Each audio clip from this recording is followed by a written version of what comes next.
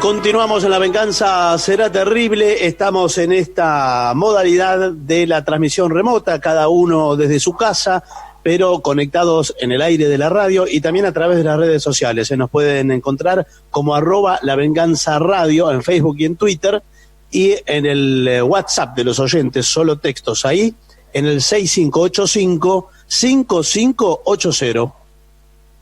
Hablaremos esta noche del Tintoretto. Así que vamos a ubicarnos en el siglo XVI, en Venecia. En realidad, este hombre se llamaba Jacopo Robusti y después fue conocido como el Tintoretto.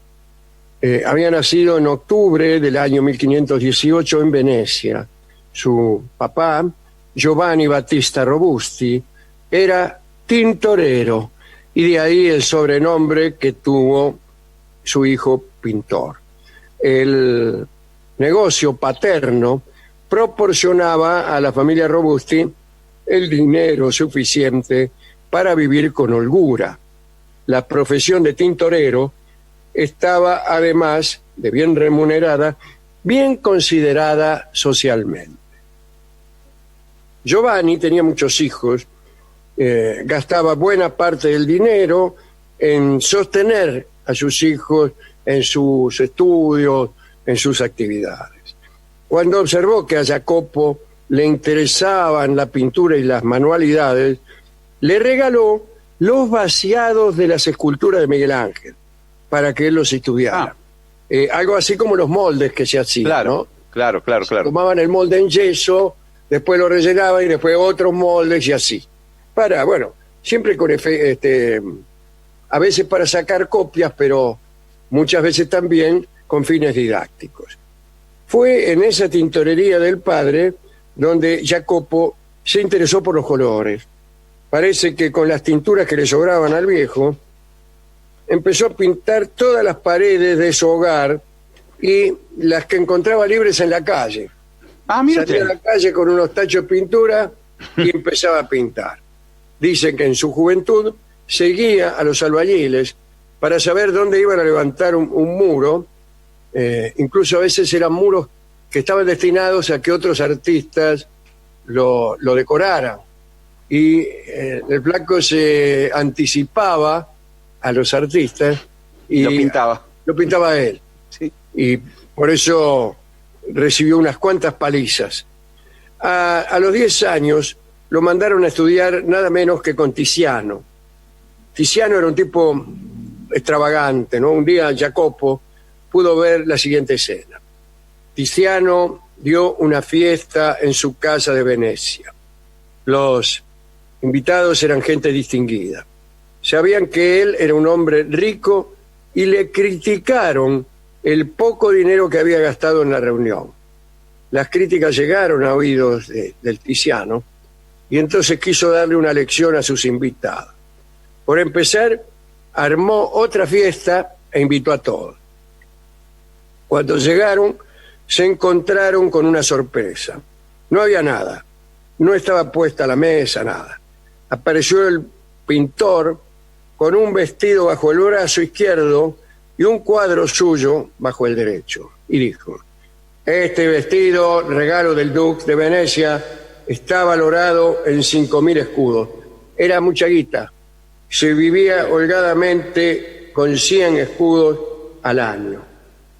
Sí, una fortuna. Muchísima guita. Este cuadro, obra mía, dijo, está valuado en otros 5.000. Entonces ahí los miró a todos y dijo, no dijo nada, arrojó las dos cosas al fuego de la chimenea. Entonces ahí sí, ¿os parece suficiente gasto por una fiesta?, preguntó, y se las tomó. Y bueno, nadie más volvió a molestar.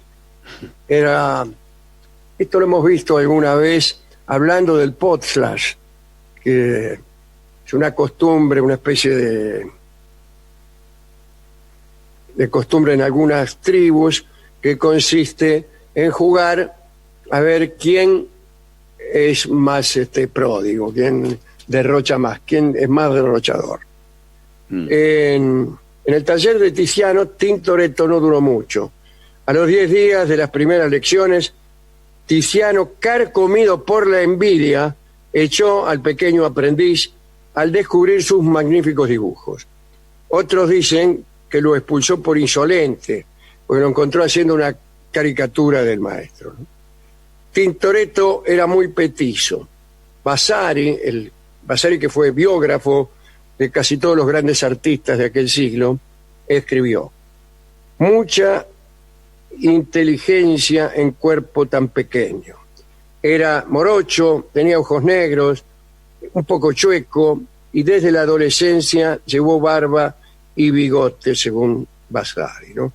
Parece que vivía retirado con sus pensamientos y siempre alejado de todo placer. Se olvidaba de comer, vestía de cualquier manera, muchas veces tomaba prestadas prendas del negocio del padre, ¿no? Que teñía prendas, era tintorero. Tintorero en su... No que era japonés. No. Antes el tintorero era el que teñía las prendas. Bien. Y después la devolvía, pero en estado lamentable. Una tarde, o tiempo más tarde, hubo un acontecimiento importante que lo ayudó muchísimo en el desarrollo de su arte. Un día de febrero de 1548 conoció a la hermosa Faustina Episcopi en un baile de carnaval. Baile de carnaval en Venecia, imagínense, ¿no? Sí. Dice la crónica: luego de atrevidos saludos y bailes compartidos en la Piazza San Marco, Tintoretto pidió a su compañera que se quitara la máscara. Dicen que quedó estupefacto ante la enorme belleza de Faustina y no se separó de ella durante el resto del carnaval y tampoco de la vida, porque se casó Tintoretto con la mina. Ah, mire usted.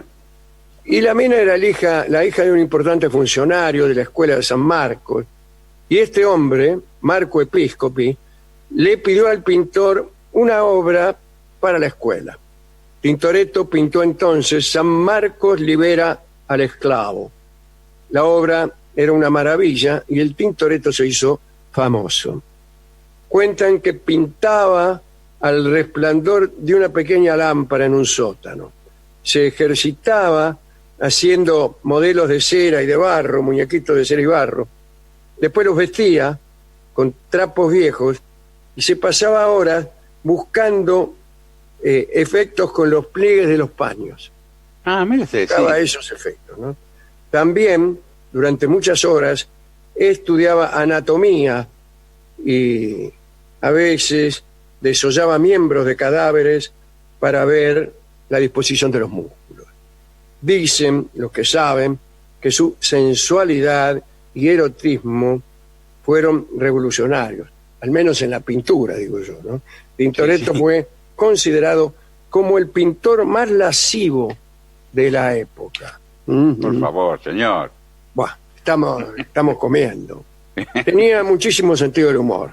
En Marte, Vulcano y Venus hay uno que se esconde debajo de una mesa al verse encerrado en la habitación de su amante tras cometer adulterio. Bueno, esta es una historia conocida. En realidad, Marte, Vulcano y Venus son Ares, Afrodita, la diosa del amor, que tenían un romance. Pero Afrodita estaba casada con Hefestos, que era el herrero del Olimpo. Era un tipo que construía cosas, bien, un constructor, un inventor también.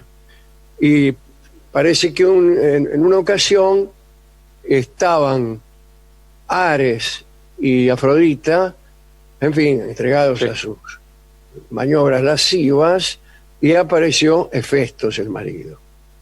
El herrero, nada más ni nada menos. Claro, pero a ella le habían batido de estos amores. Y mira que tu mujer anda con Ares. Y entonces él preparó, ya que era inventor y muy industrioso, preparó en la cama donde Ares y Afrodita perpetraban su adulterio, una especie de red automática. Si al empezar a moverse uno, se accionaba y los dejó a los dos desnudos, colgados del techo de una No. especie de red de pescador. Genial. Y entonces llamó a todos los dioses para que fueran testigos. Este cuadro de Tintoretto, no sé si revela ese episodio, ¿no? Pero evidentemente el que había sido sorprendido era Carlitos Ares. Ares, el Marte Sí. para los romanos, el dios de la guerra. Una vez hubo un concurso, ya en otro orden de cosas, hubo un concurso en la Academia de Pintura. Había que presentar unos bocetos. El tiempo, el plazo era tan corto que solo era posible hacer justamente un boceto. Luego sería elegido el mejor de los bocetos y al autor se lo autorizaba a pintar el cuadro para ser expuesto en la academia. Tintoretto desobedeció las reglas. Se presentó con el cuadro ya terminado y además lo colgó en el lugar correspondiente a los cuadros, no a los bocetos. Sí. Al final lo eligieron a él, pero el resto de los competidores lo quería matar, ¿no? Y sí, hizo trampa. Bueno, decían que había jugado sucio, pero por ahí competía de un modo un poco desleal porque no les cobraba nada a los clientes, no cobraba sus trabajos, ¿no? Iba al mercado de los pintores y ofrecía sus obras solo por el precio de los materiales. Y esto era algo insólito para una ciudad en la que el comercio y la competencia eran la principal fuente de vida. Y en realidad Tintoretto era excelente y hay que decirlo, no les costaba mucho a sus clientes, cobraba barato. Entonces, por estas dos virtudes, porque era bueno y porque trabajaba casi gratis, lo llamaron para pintar la sala del Gran Consejo del Palacio Ducal, la Escuela de San Marcos y cientos de otros foros oficiales. Enseguida decían, che, vamos a hacer una licitación. No, y se llamen al Tintoretto, que sale barato y es bueno. Con quien en principio se llevó bien fue con el poeta Pietro Aretino, un conocido personaje del siglo XVI. Aretino era un crítico capaz de asestar golpes mortales con sus opiniones a los nuevos artistas e incluso a veces a los consagrados. Aretino, lo hemos contado, murió de risa. Hablando de muertes extrañas, sí. Contamos que le contaron no sé qué chiste y el tipo empezó a revolcarse por el piso hasta que se murió. Murió de risa. La crítica, o mejor dicho, no, el crítico, porque estamos hablando de Aretino, que era crítico, eligió al Tintoretto para que le pintara con su arte el techo de su casa, la parte de adentro, digamos. Sí, claro. Sí, pues se pínteme el techo y va ahí como Palito Bagna. No, le pinta la chapa. Pinta lo de afuera, no. En la parte de adentro. Entonces el Tintoretto hizo un buen trabajo. Aretino le dijo que había elegido mal y que prefería al veronés. Tintoretto, entonces, como supuesta reparación a su mal trabajo, le ofreció a Aretino retratarlo. Entonces, bueno, Aretino fue hasta el taller de Tintoretto para hacerse retratar. Tintoretto lo ubicó en una silla, le pidió que se quedara quieto y empezó a tomar medidas, pero no con un pincel, sino con un bujoso, con un pistolón.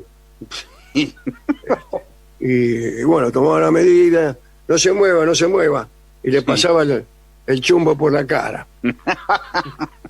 Hasta que en un momento Tintoretto se descuidó y Aretino salió rajando y no volvió nunca jamás.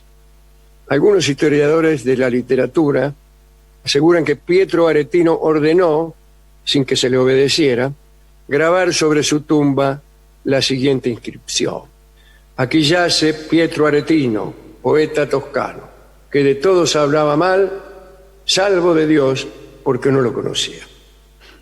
Hicieron bien en no obedecerle, ¿no? No es gran cosa.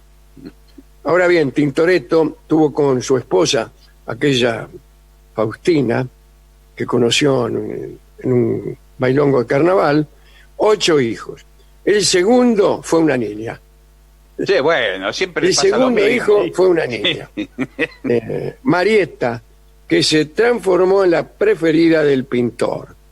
Tenía mucho talento artístico, pintaba tan bien que sus cuadros llegaron a confundirse con los del padre y le llamaban la Tintoretta. Sí, sí.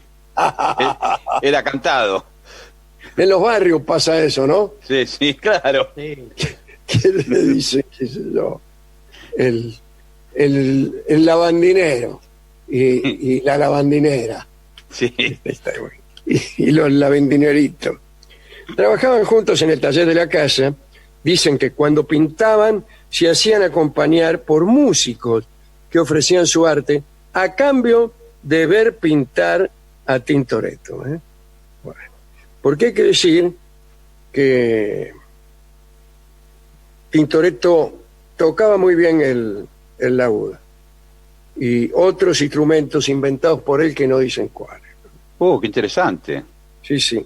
En el año 1574, la familia se mudó a una casa en las proximidades de la iglesia de Santa María del Huerto. Lo digo en español. Sí, sí. Una sí. iglesia que debido a su nombre hemos visitado con alguno de los integrantes de este programa, que no diré cuál era. Sí. Como si hiciera Una falta. iglesia que queda en una zona muy pobre de Venecia, que está casi en el borde de la ciudad. Nosotros atravesábamos toda la ciudad por unos barrios muy raros. Gracias a eso conocimos el gueto de Venecia, que es un lugar muy pintoresco, muy grato. Y bueno, aquí en Santa María del Huerto, digamos, cerca de ahí se fue a vivir, ¿no? Y el Tintoretto nunca salió de Venecia, ¿eh? Amaba aquella ciudad, su único propósito era embellecerla. Tanto fue así que años más tarde quiso pintar todos los muros vacíos del barrio. Estuvo a punto de empezar el proyecto, pero llegó la desgracia. Tintoretta, su hija, murió de una rara peste a los 30 años de edad. El pintor sufrió en silencio la muerte de su hija, pero esa muerte anunció la suya. No pintó más y solo se preocupó por la redacción de su testamento. Le dejó todo a Faustina, según sus palabras, dueña y única usufructuaria de todo lo mío, decía él, ¿no? 2 años más tarde moría Jacopo Robusti, el Tintoretto, a los 75 años de edad. Está enterrado en un altar que él mismo había decorado en la ya mencionada iglesia de Santa María del Huerto, Sí. junto a Marietta. Su obra inmensa se intentó restaurar durante el siglo XIX. Y el escritor romántico Ruskin declaró: hace años, dice, se trató de retocar las obras del Tintoretto, pero el hombre encargado de esa tarea murió providencialmente. Bueno, lindo esto del Tintoretto. Parece que era, Historia. digo con la anécdota esta de que lo entregó ya listo el cuadro, que era muy rápido, Sí, que era sí. muy rápido, era el más rápido de los pintores famosos. Claro, conocidos. por ahí, de ahí su gran y vasta obra, ¿no? Claro, tuvo tiempo para Y pintar. ponerse a pintar las paredes del barrio. Sí, era tan rápido que no le hace veía una y dice, más, yo la pinto. Bueno, vamos a ilustrar esta charla con qué canción. Y la respuesta es Venecia sin ti. Porque ahí se conoció con la esposa. Ahí se conoció con la mujer, Sí. después la mujer se murió y él habrá pensado la letra de Venecia Sí. sin ti. No, bueno. Ah, Qué bueno, profunda no sé. emoción recordar el ayer cuando toda Venecia me hablaba de ti. Sí. ¿Qué es eso? Ese es el Tiziano recordando Cuando ella se saca la a careta Faustina, claro, y era cuando sacó la preciosa. careta, esa parte, mire cómo se me ponen los pelos de... Sí. Señor.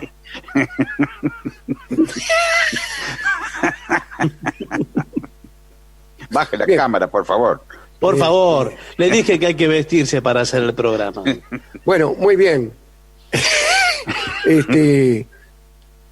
Está Carlitos Aznavour para cantar esto, ¿eh? Nada más ni nada menos. Y a mí me contó Ferrer que a Aznavour le gustaban mucho los tangos y que componía las canciones bajo la forma inicial de tangos y después Y la llevaba cambiaba los ritmos, sí. Sí. Porque le Incluso- resultaba muy cómodo imaginar melodías que fueran tangos. Muy interesante, Sí, bueno, no lo sí. sabía eso.